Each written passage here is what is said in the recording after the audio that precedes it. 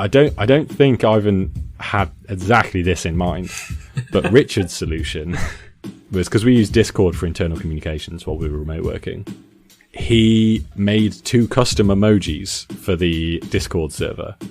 So the first one, which is proven a little bit less useful, is just the "this is fine" dog from the memes. It's just his little face. And if you put that in there, it means I'm depressed about this thing that we're talking about, but I don't want to get into it. Like, it sucks. Let's move on.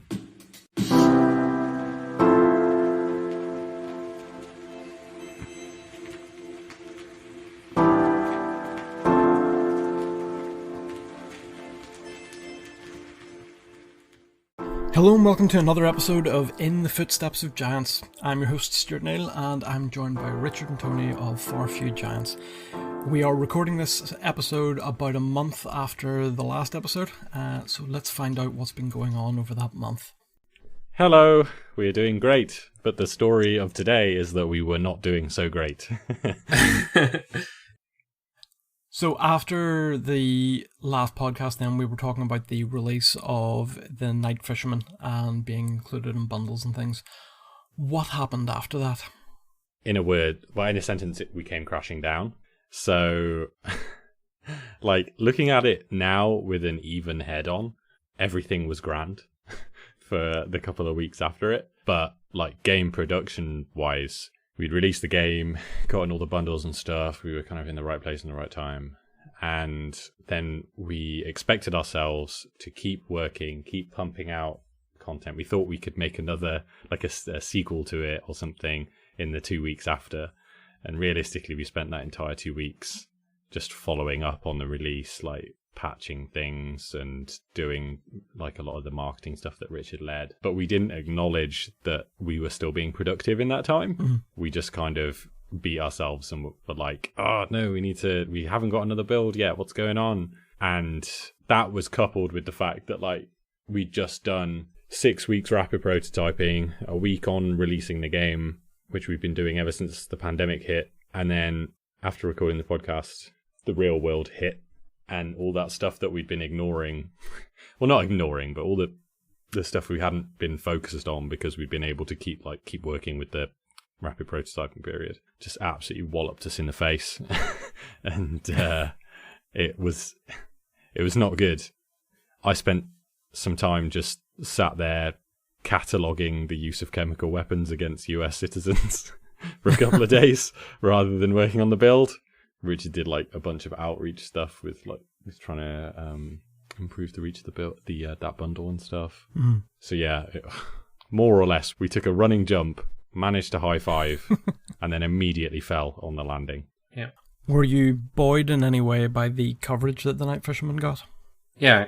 So we'd spent 2 years making Ring of Fire and basically got like no coverage and no real big hits out of it at all. Mm. And then suddenly we released The Night Fisherman, and it was just a string of dopamine hits, one after the other. Like we were getting picked up by different press outlets. We got a few reviews. We're getting plenty of good reviews on Steam, and I think part of our downer was just being able to subsist off of all the praise and all the validation that came pouring in for a short period of time. That made you feel like you didn't really need to do anything. But probably what was the more important thing, and sort of what we've taken forwards, is that to bring ourselves out of that low, we put in some process. We built some structure into our development that allows us to hopefully avoid that to happen again, but just to prepare ourselves if ever we do have downtimes again. Mm. What about the process of promoting the Night Fisherman? Did you learn anything from Ring of Fire that you either didn't do or did do with the Night Fisherman? I did all of Richard's ideas. that was probably the biggest difference with Ring of Fire and this one. What do you mean? Sorry.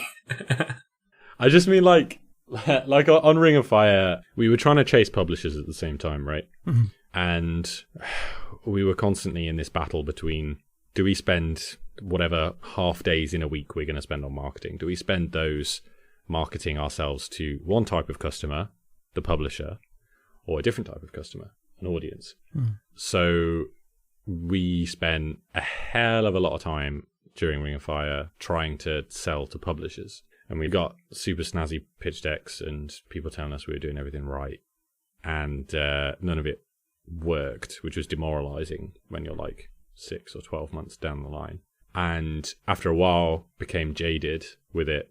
So Richard's really good at absorbing information from everywhere and actually trying to act on it.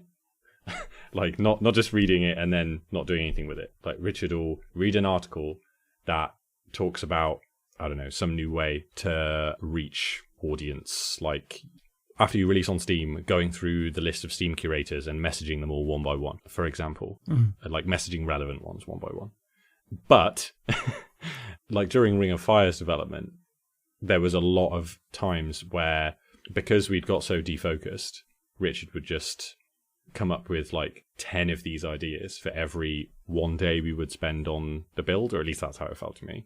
So there was a lot of times where I'd be like, nah, we can't do that. Like, no, we need to stay focused. No, let's not do that. And it didn't really do it. I'm not sure I was entirely wrong, but it definitely didn't do us any favors.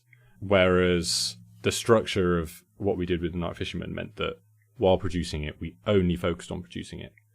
Then when we were launching it, we only focused on launching it. And then after it had launched, I didn't really want to do this at the time, but we only really focused on post-launch stuff and marketing and spreading it around. And that worked a lot better. So for that week afterwards, or the week or two, like all the marketing stuff that we wanted to do, I was just actually doing it rather than trying to go and focus on the build instead. But I can't take too much credit because Richard did more of that than I did. How much work was involved in doing a lot of that follow-up? Richard should answer that question. Yeah, that's good. How much work was involved in the follow-up? So primarily, I would say I was doing like updates to the Steam page and like back-end admin stuff, like creating art assets, creating trailers and videos and stuff. But whenever I found the time, I was attempting to connect with people, message relevant journalists, and responding to anyone who was like commenting on our game, who was making a YouTube video, and cataloging their websites and their articles and stuff into a spreadsheet so that we can contact them again next time we release a game. We got quite lucky. I came across a bot, a Discord bot, which manages coverage by force of habit. And so we would get pinged real time whenever someone had recorded a video or posted an article for us. And we had Google Analytics, which was just collecting stuff, and like we had Twitter set up the tweet deck where it was looking for keywords, the Night Fisherman, that sort of thing. So we were able to respond basically in real time whenever anyone was mentioning or talking about our game, which I think helps a lot. If someone's making the effort to talk about your game and the developer instantly reaches out, I know for YouTubers, it means a lot to them to just get that little bit of like personal touch. There are some of them who then engage with us on Twitter and then they've like advanced tested the second game and stuff like that. Yeah. And we're hoping they might record videos for the next one. They've certainly shown an interest in it and they're interested in what we're doing. So hopefully we'll gain a bit of an audience around that and we'll build up their channels beside us. At what stage then did you just move on to what would be the next game? So I think we just kind of reached rock bottom and we couldn't really find any more legit jobs to do. We were just kind of doom scrolling, avoiding contacting each other, and like trying to force ourselves to sit at the computer and do work. When I think realistically we probably should have just scheduled a week off because we just finished 6 weeks of prototyping, which is essentially sort of crunch. So like it was a pretty exhausting period, and we were riding a high there, and we kind of anticipated that we'd be able to keep going forever, and then suddenly and thoroughly crashed out. Once me and Tony started talking again, we originally were like reaching out and contacting producers. Our first idea was, okay, well, we know we need a producer. Maybe we'll try and contact a producer that's a publisher or something, and then they can help us out with marketing. So we contacted a few micro publishers, and all of them just looked at the Night Fisherman and were utterly bemused. They didn't really understand what we were doing, how it would work financially, and how they could add to it or how it could benefit them.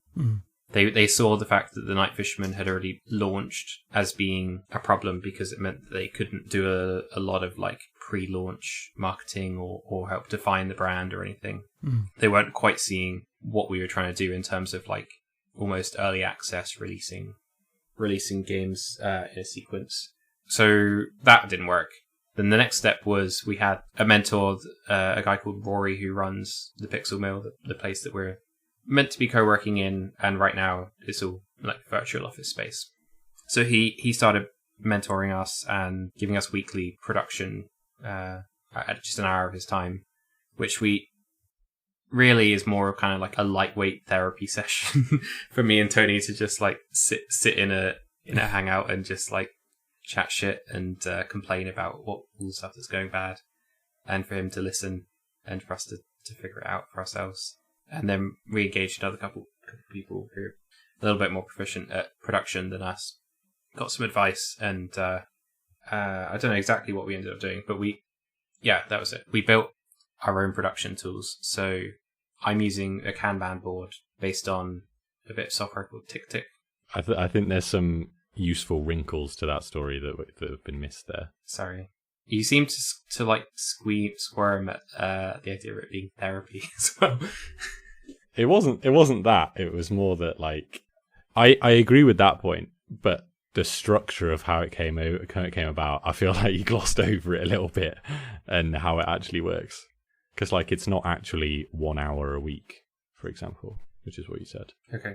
But like the important thing is the regularity. Yeah. The two additions or like amendments I'd make to what Richard said is that we were struggling. We were in that kind of dark place, and it wasn't that we like weren't talking to each other at all, but it was that we were like trying to get to work in the morning, disappearing for most of the day, and neither of us would talk to the other one because we both felt guilty.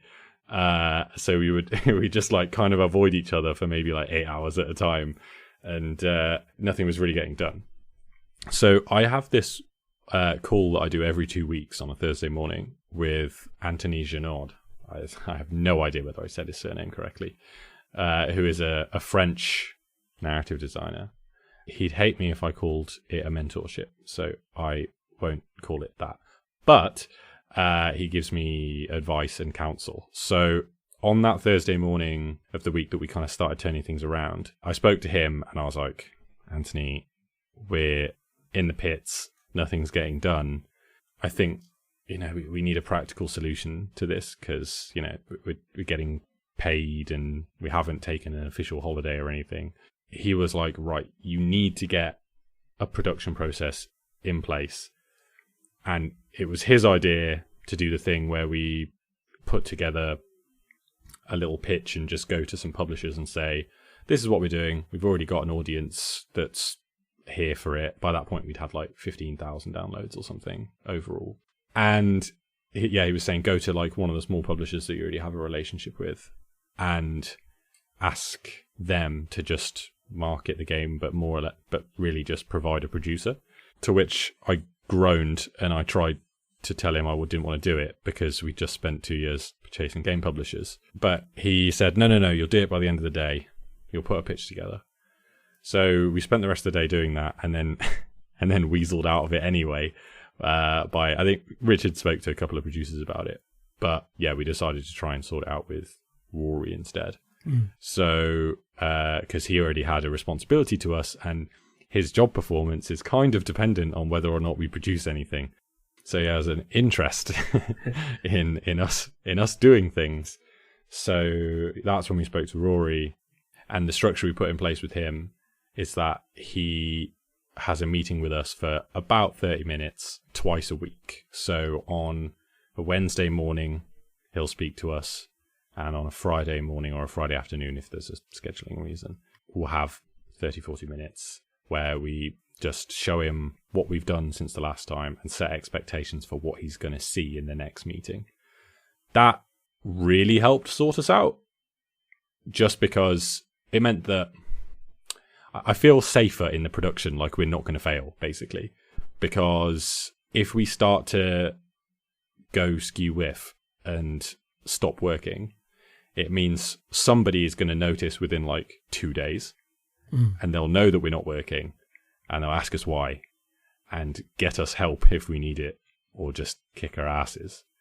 Whereas the way it was previously, where we were only like showing builds to people every 2 weeks or something, you know, 2 weeks is a huge stretch of time to just lose to being completely unproductive before somebody spots that you're in a dark place and tells you need to do something about it. So putting that safety net in for ourselves was very important. We may have gotten away from the original question, and I can't remember at what point I butted into Richard's answer. So, you were going to talk about other processes we put in. Yeah. I'd like you to say that, because you're on a roll. You want me to talk about it? Yeah. Okay. Well, so there's this other mentor, you'll notice there's a theme here, called Ivan Davies, who was really helpful to us. He's like this producer extraordinaire. He lives for Gantt charts and organization and everything I hate. And we had a call with him around the same time we started these talks with Rory, and we told him what had happened, and he gave us 2 or 3, let's say 3 really important pieces of advice. So the first piece of advice was that whether we were or weren't overworking ourselves hours-wise during the prototype period, and we differed a bit on that. I overworked myself a bit. Richard probably overworked himself a lot. Whether we were or weren't, regardless of the number of hours we were putting in, for that 6-week prototyping period, we were creatively running on top form. And he pointed out that you cannot do that constantly. Like, athletes don't run their Olympic times every single time that they like train on the track, or they go to lift or whatever. They don't do their Olympic like goal weight every single time. You don't. You do like, you build up to that shit, and then you go really hard at it, give it like 150%, and then you don't stop, but you do need to cut back, and you appreciate that you're not going to be lifting so heavily for a little while. And that was what we were missing, I think.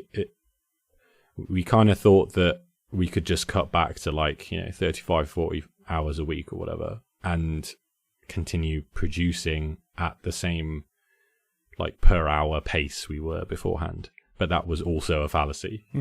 So that was useful piece of information number 1, when we realized that we weren't going to be as productive in the following weeks. Useful bit of information number 2 was that he told us we needed to put a process in place for when we needed to ask for help, and for communicating with each other when we were in those states where we actually wanted to avoid each other because of mutual guilt about being unproductive or whatever. So I don't think Ivan had exactly this in mind, but Richard's solution was, because we used Discord for internal communications while we were remote working. He made 2 custom emojis for the Discord server.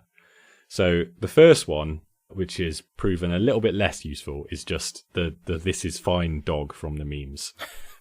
It's just his little face. And if you put that in there, it means I'm depressed about this thing that we're talking about, but I don't want to get into it. Like, it sucks. Let's move on. So if somebody talks about, I don't know, the fact that we wanted to publish something 2 weeks ago and we've still not got anything, you just put the "this is fine" dog.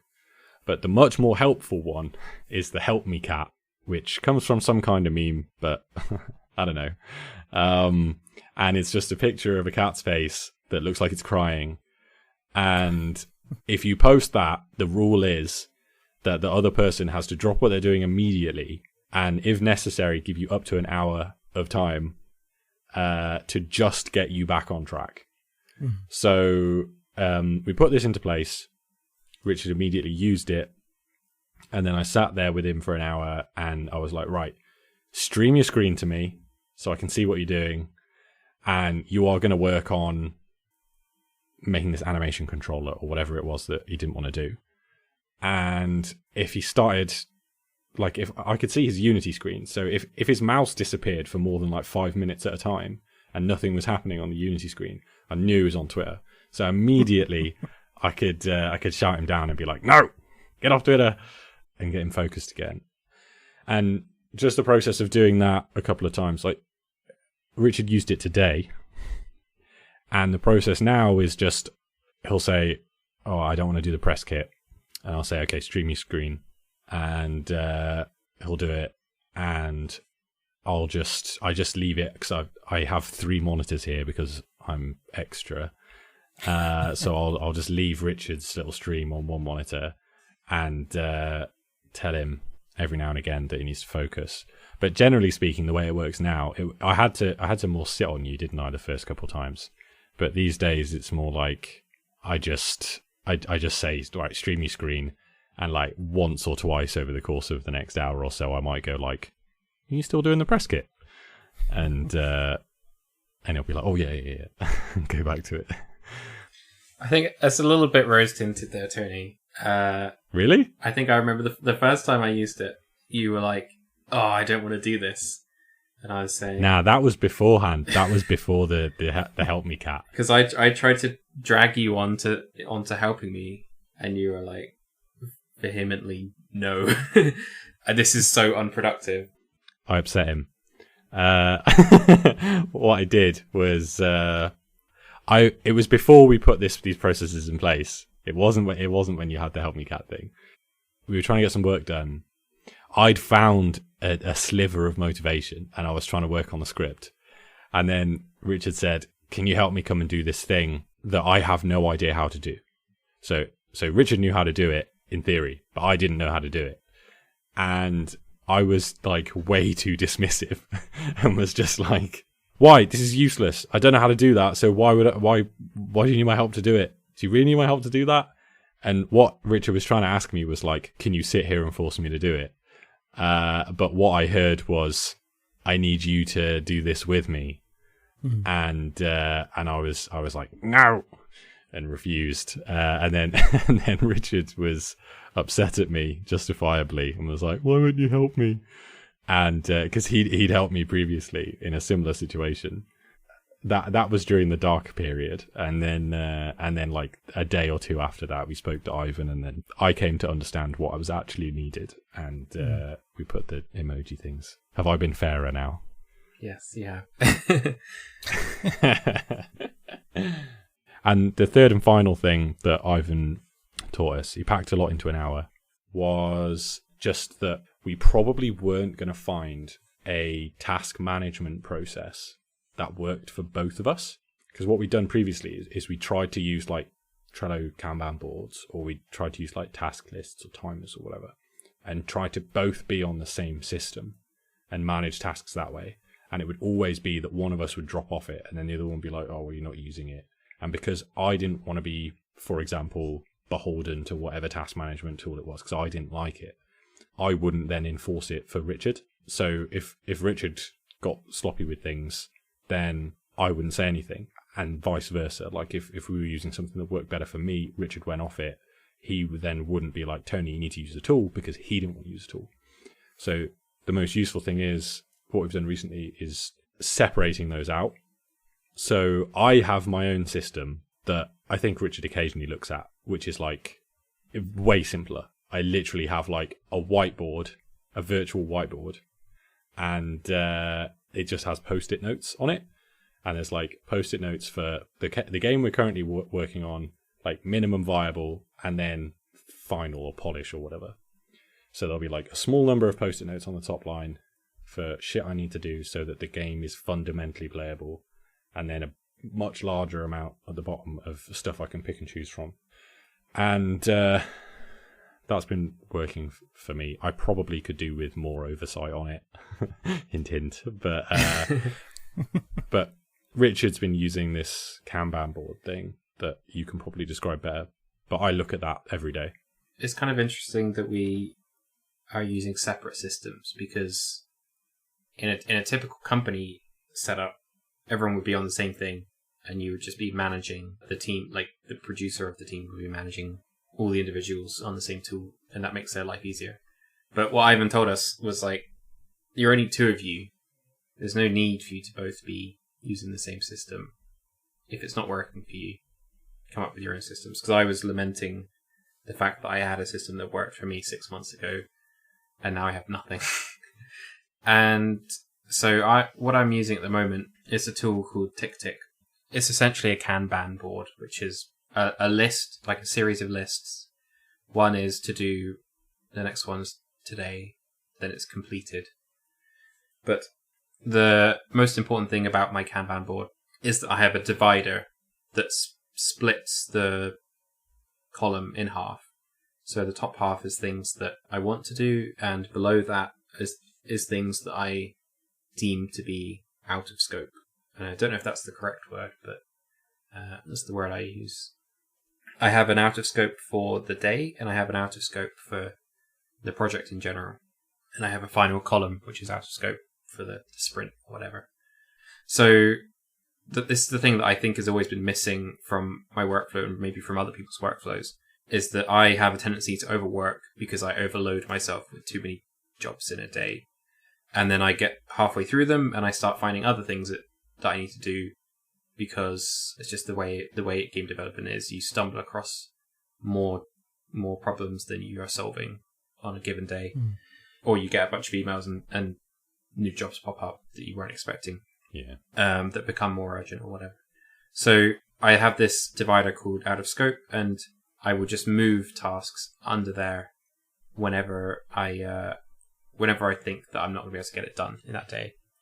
And that helps me so much, because I don't feel guilty about not doing those jobs. I don't end up as much working in evenings to finish what I promised myself I would do. And when it comes to the end of the, say, 2-week development cycle or sprint, I will have filled up that out of scope list with a whole bunch of things and feel really proud of myself because I've cut things that are not important. So I've had ideas and I've not then pursued those ideas, which for me is a really unique idea because I am like a cat after a laser beam. I will just go and chase the shiny thing all day. Yeah, that's very true. Like, it's both your strength and weakness, I think, is that you're really good at coming across new things and wanting to start it, and like you come across like a new idea, whether it's about like something to go in the game or some way of like spreading the game or whatever it may be. And you'll be like, oh, this is really cool, let's try and do this. And you'll start a thing, which I'm the total opposite. I'm like, I want to do one thing all the time and not do like every new idea that comes across. But I think we've finally, after a couple of years, reached some kind of balance where, like, I think you're getting better at filtering out stuff that's outside of scope, but keeping what's important. And I'm getting better at trusting that the stuff that you have filtered is worth investing time into, and just going and doing that and not avoiding it so much. Yeah, I mean, sometimes I'll just split a task into two. I'll be like, okay, so version 1 of this asset is within scope, but version 2 isn't. So I'll throw version 2 in the backlog to come back to another day. And that way I don't feel guilty about not having finished the whole thing. I've done the very least I need to do, the minimum viable. And quite often, more often than not, we end up shipping the minimum viable just because of how quickly we're turning things around. But I'm happy with that. And then everyone tells you it's great anyway. And you're like, oh, cool. If you haven't already, please follow the show on anchor.fm. You can also follow us on Twitter. FarFewGiants is at FarFewGiants. Richard is at AnimTree. Tony is at Anthony_DE_fault. You can also follow me at Saintly Stuart. Until next time, thank you for listening. Goodbye for now. Goodbye.